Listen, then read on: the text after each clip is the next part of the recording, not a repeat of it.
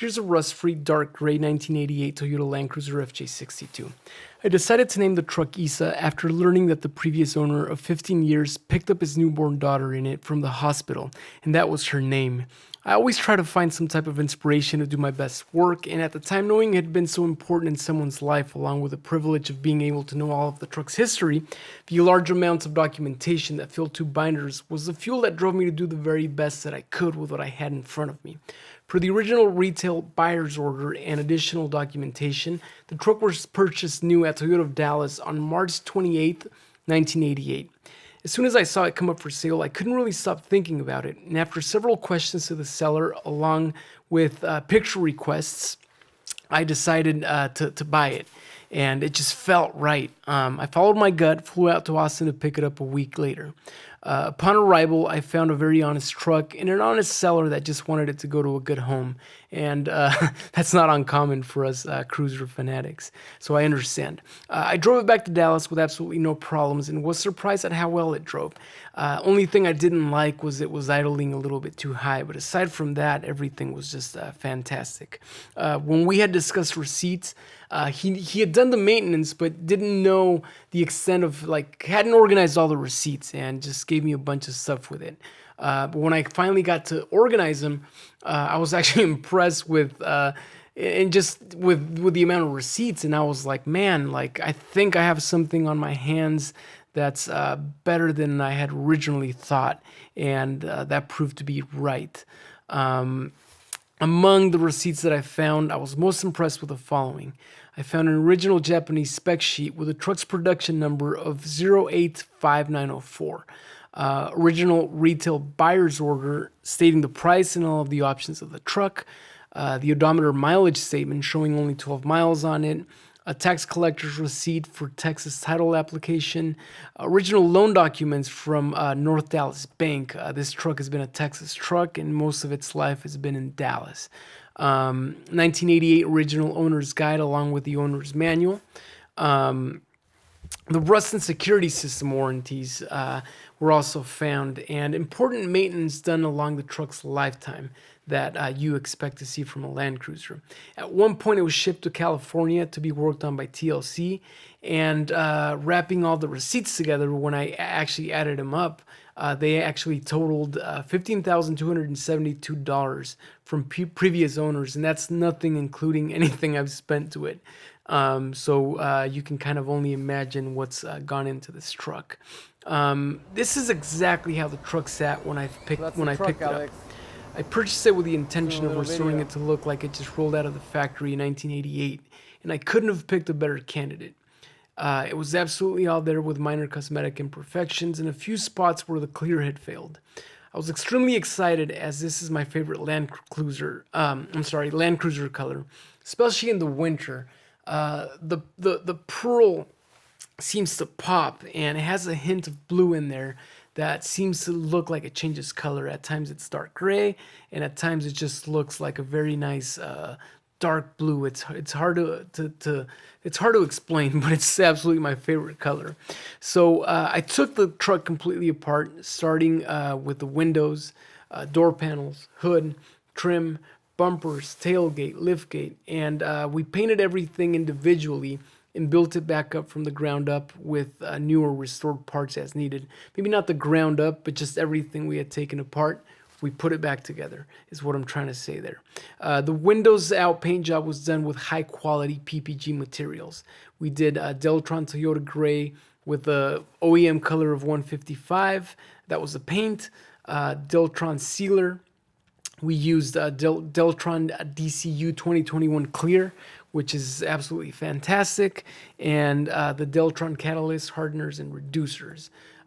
We even painted parts that no one will ever see, like the inside of the doors covered by the panels. We did new windows and seals and trim in the windshield and the rear glass. That stuff is all new. I sourced an original dash, OEM dash, and replaced it because the other one had a small little hole in it, and I didn't like it, so it's in fantastic condition. The radio has been restored and the antenna has been rebuilt, so both are in working condition. The left side of the radio, you actually can't hear those speakers, but it doesn't really matter to me. It doesn't, because of the acoustics in the truck, you really can't tell, but it's important to disclose that. It's got new front and rear bumpers. It's got new bumper ends on all four corners. We went with a new grille and new bezels. I did a new hood insulator with all the new clips. And then it's got new BF Goodrich KO2 tires plus the spare. And we installed a new carpet. We restored the console. I took the console apart, steamed it thoroughly, corrected the paint and faded areas, installed it back. We tested the rear heater as well. Everything is in working order. And the seats are all original. I took those apart, gently washed them, steamed them, put them back together, sourced the cloth for the driver's side, the seat that always seems to tear, and that was corrected. And there's close-up pictures in the auction pictures where you can see that. And I also restored the door panels.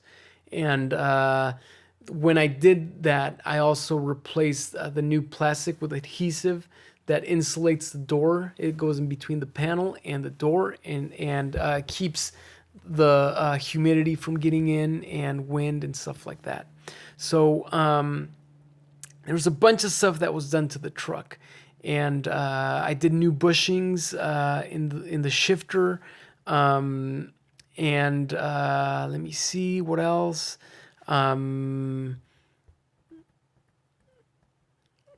Source and OEM window switch master control. There was so much that was done to the truck, and I'm going to include a description of that so you can see it. But let me talk about mechanical, because that's important. So I repacked the knuckles using OEM components. There was a small leak in there, and that got corrected. I did new tie rod ends on both sides, did a valve adjustment, and it idles perfectly. New muffler, new throttle position sensor. And when we did that, we also dialed in the timing, because when I first drove it, I knew there was something slightly off, and we corrected that, and it runs perfectly.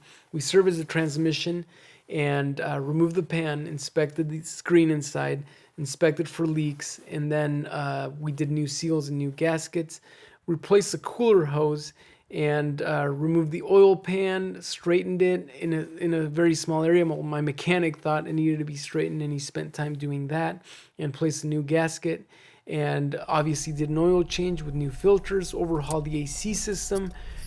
He wanted to rewire the fuel pump because it was giving us a few issues. We felt like it had a short somewhere. And once that was done, the issues all went away, and I've driven it actually over about 3,000 miles since then with no issues whatsoever. Greased the differentials, and then replaced with 89 grease oil. And that's pretty much it. One of the things I also did was I dialed in the kickdown cable for the transmission, because it's one of my pet peeves when FJ62s shift too early or too late. When they shift too early, they're not maximizing the momentum and the gear that they should be in. And when they shift too late, then the RPMs are going too high, and it's unnecessary wear and tear. And this one was fine, but when I changed the tires, it seemed to lag a little bit. It was I think it was changing a little bit too early, so I adjusted that perfectly, and you kind of get the experience that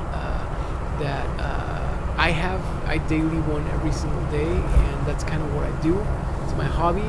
So there's a certain standard that I like to get from my Land Cruisers, and that's kind of what you'd be getting, because the truck is just going to drive perfectly, and it's reliable.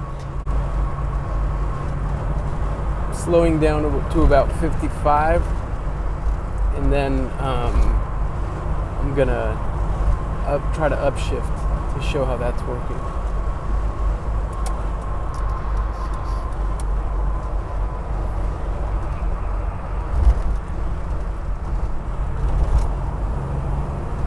Go.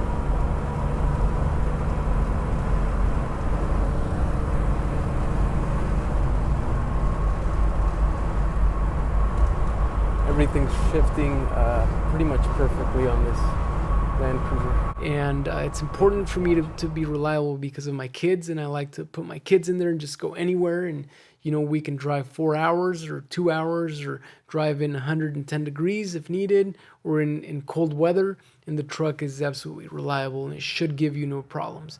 And that's something I can stand behind because I've actually done the work to be able to say that. So if you have any questions, please feel free to reach out. And I'll do my best to get back to you as soon as I can. And if you're interested in this, good luck with the auction, and know that the truck has been well taken care of. That there was a lot of blood, sweat, and tears that went into getting it to look the way it looks today, and that's got to be, that's got to be worth something to someone.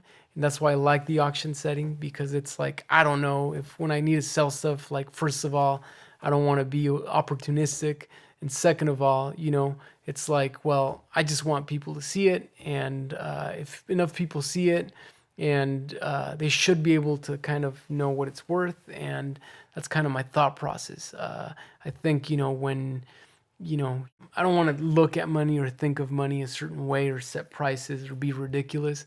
I think, the work and the truck should speak for itself, and it's almost like, pay what you think is worth, and somehow, even if, I don't, you got to be okay with that, right? And I think I'm okay with that. So I like the auction setting because of that. So good luck with the auction if you're interested. And again, please feel free to reach out with any questions.